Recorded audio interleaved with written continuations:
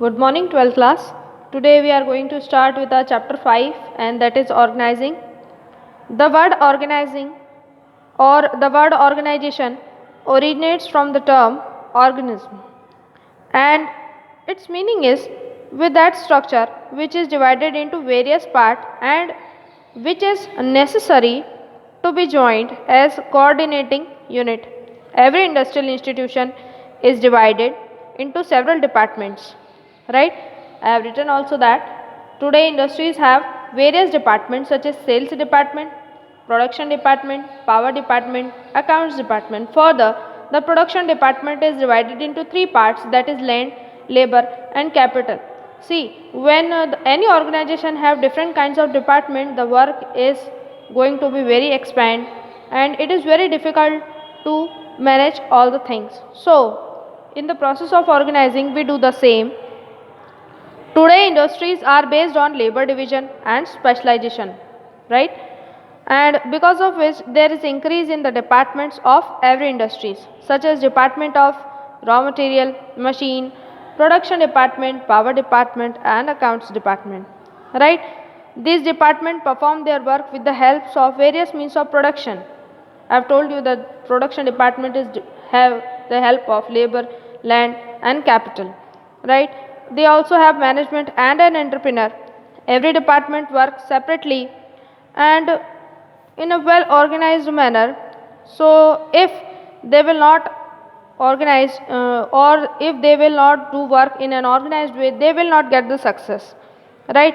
So it is very necessary to do work in an organized way. देखिए, जैसा कि मैं बताना चाहूँगी आपको कि जो वर्ड ऑर्गेनाइजिंग है वो ऑर्गेनिज्म वर्ड से आया है और इसके लिए इसमें ये बताया गया है कि जो एक हमारे यहाँ जो प्रोडक्शन डिपार्टमेंट है या जो इंडस्ट्री होती है उसमें बहुत सारे डिपार्टमेंट होते हैं, ठीक है। तो हमको हर डिपार्टमेंट में काम बांटना भी पड़ता है और जो हर डिपार्टमेंट है वो किसी न किसी की हेल्प से काम करता है, ठीक है। तो अगर हम उनको प्रॉपर ऑर्गेनाइज्ड वे में अरेंज नहीं करेंगे तो हमें सक्सेस नहीं मिल सकता है, ठीक है। मैं इसको और इजी तरीके से समझाना चाहूँगी कि देखिए, जैसे आप एक हॉकी मैच खेल रहे हैं, ठीक है। हॉकी मैच में एक आपके पास टीम 1 है और एक आपके पास टीम 2 है, ठीक है। टीम 1 जो खेल रही है वो अरेंज वे में खेल रही है और टीम 2 जो खेलती है वो अरेंज वे में नहीं है। अरेंज वे का मतलब है कि जो टीम 1 है वो क्या कि प्रॉपर तरीके से अपनी अपनी जगह व्यवस्थित खड़े हुए हैं, ठीक है। और उसके बाद एक उनकी प्लानिंग है जिसके अकॉर्डिंग वो खेल रहे हैं, ठीक है।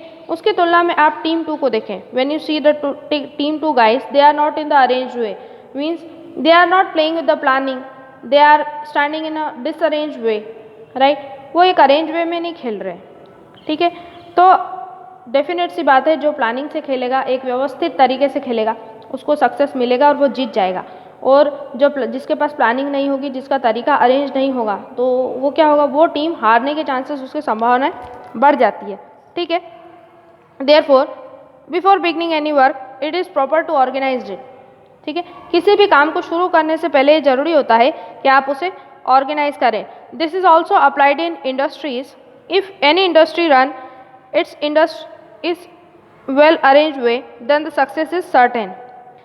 In misarranged way the industry there was always a failure. देखिए, अगर आप अपनी इंडस्ट्री को एक अरेंज वे में चलाएंगे, ठीक है, तो आपको सक्सेस ज़रूर मिलेगी। और अगर आप अपना जो काम है उसे प्रॉपर तरीके से अरेंज नहीं करेंगे तो आपको सक्सेस मिलना मुश्किल हो जाएगा और नामुमकिन भी हो सकता है, ठीक है। कोई बड़ी बात नहीं है। जैसे उसके बाद मैं आपको बताना चाहूँगी, सेकेंड टॉपिक है characteristics of organization.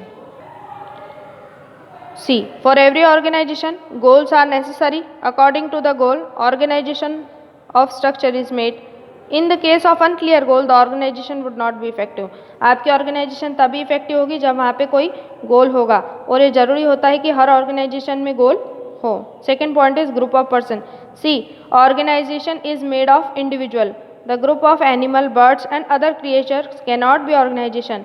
देखिए, जो इंडिविजुअल्स रहते हैं वो एक बड़ा सा ग्रुप फॉर्म करते हैं और उसके बाद ही किसी ऑर्गेनाइजेशन में काम होता है। कोई एक व्यक्ति किसी ऑर्गेनाइजेशन को नहीं चला सकता, ठीक है।